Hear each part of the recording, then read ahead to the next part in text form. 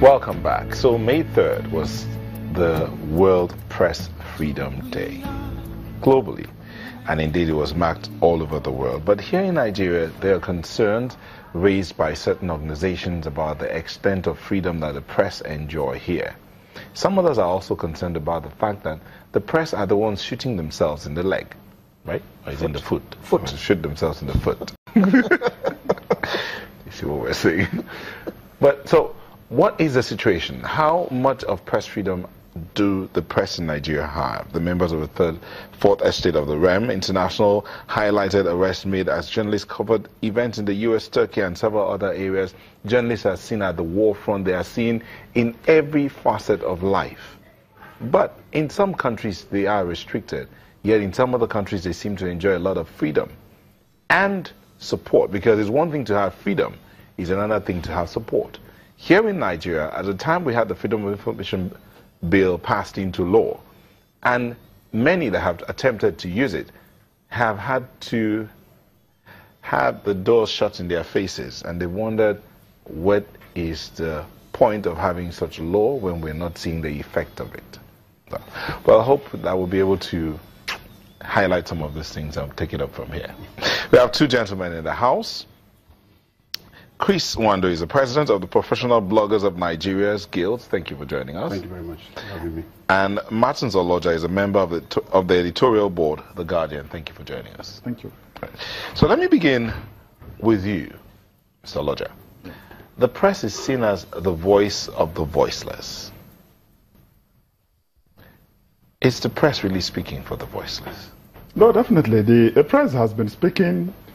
Other factors may have affected the way we have been speaking, but at least we can raise our heads and say publicly anywhere that we have been championing all sorts of things, including even this democracy that we are enjoying.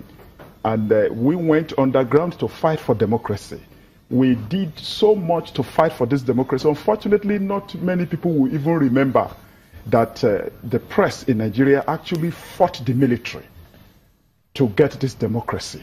So, if the press has been speaking for the voices and indeed the society, how is it then that journalists are kidnapped, they are assassinated, they are molested, they're not arrested, locked up sometimes? Why? Yeah, definitely, it's part of the professional hazard. Nobody should be afraid of that. And where you see that we are not arrested, we are not molested, we are not insulted, it means that we are not doing our job. Then they will be saying, yes, we are partners in progress, we are this, we are that. But where we do our job, you will see that authorities will always be angry.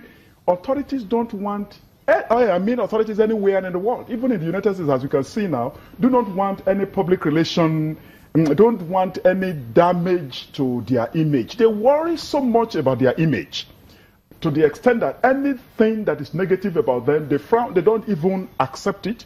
That's why in our own milieu here, we have seen sedition law, we have seen this, we have seen also Decree 2, Decree 1, Decree this, all to suppress the press. But where we see that, you will know that we are doing our job. And it will continue till the end of age like that. There won't be a time where the press, especially the serious stream, will be smiling with the authorities, because authorities all over the world, we always want to say, we have a good image, we are doing this, we are doing that, we are here, we are there. So you can see from the Reporters Without Borders report for this year, the rise of the strong man everywhere. Mr. Nwando. I'm amused because I was smiling when you were speaking, because I was thinking to myself, okay, they will fight the press. And then tomorrow, they will call the press. Yes. Because they need the press. Yeah, they need the press all the time. It's true. You just said it all. When the going gets good, they will need the press. When they have issues with themselves and what they are doing, they blame the press. We've always been the whipping child. Definitely. We've always been the whipping child. And we derive our authority from what we do, because we speak for the voiceless. We speak for those who cannot be able to get across to the elected officials. We speak for those who are oppressed. We are what can you just tell me what the country or what the world would look like without the media? But is it possible that the journalists themselves have been the ones, as I said earlier, shooting themselves in the foot? No, definitely not. Definitely not. I don't believe that. But, out of every 12, there will always be a Judas, definitely. But that does not necessarily negate what the media stands for. Okay, the media, as he rightly said, has not been the friend of anybody, especially those in the authorities across the globe, because we are expected to say it the way it is. Okay, and when we went to journalism school, we are taught the five W's and the H. That has always been our cardinal principle. Where, what, and the rest of them. So we don't know, and most often than not, when you don't speak, one of the telecom companies is speaking your language. Said, when you don't speak their language, you become their enemy. So, but within the context of our ethics and the profession, the media, journalists have always, at every given point in time, standing for the truth, and that's what they've always been an endangered species. Okay. In now, part of the world. you are the president of the Bloggers Guild. Now, that's a different dimension entirely, social media. Exactly. On this side, Yes. there are rules. Yes. That you can hold editors. On your side, it seems to be all commas and everything goes. So how does one deal with that? Well, thank you very much. That has always been the question I'm asked anywhere I go. And every organization has its do's and don'ts. Don't forget, just like the mainstream media, as you're saying, has been in existence for hundreds of years. If we go back to Iwe is when the first newspaper in Nigeria, I think it's over 100 years when we started. But look back at the social media contents. I don't think it's just about, give and take tops, just give you about 10 years. We are still learning the ropes.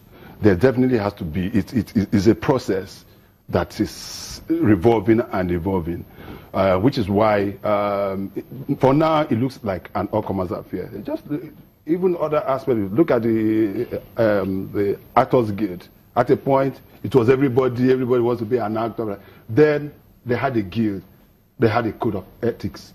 Now, coming back to my own, our organization, the Guild of Professional Bloggers of Nigeria was established just less than a year ago.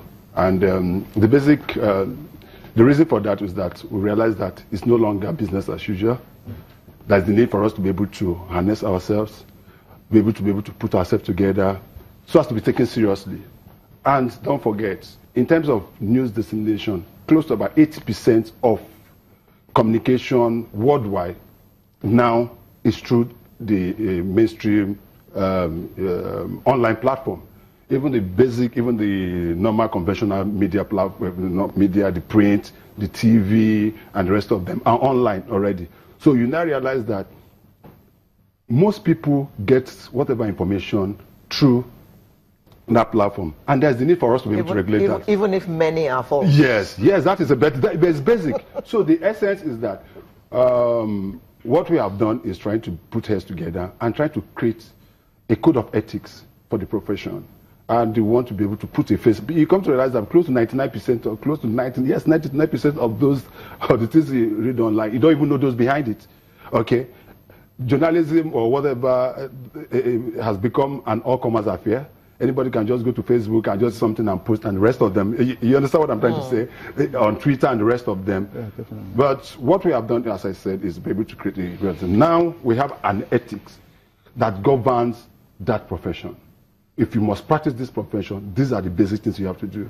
Basically, one, blackmailing, which has almost become a part and parcel of the things, is completely rooted out. Make sure that whatever information you are passing through is true. If you are not sure, try to verify.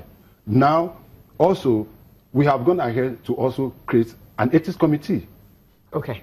Just hold that thought. We'll come back and continue this discussion.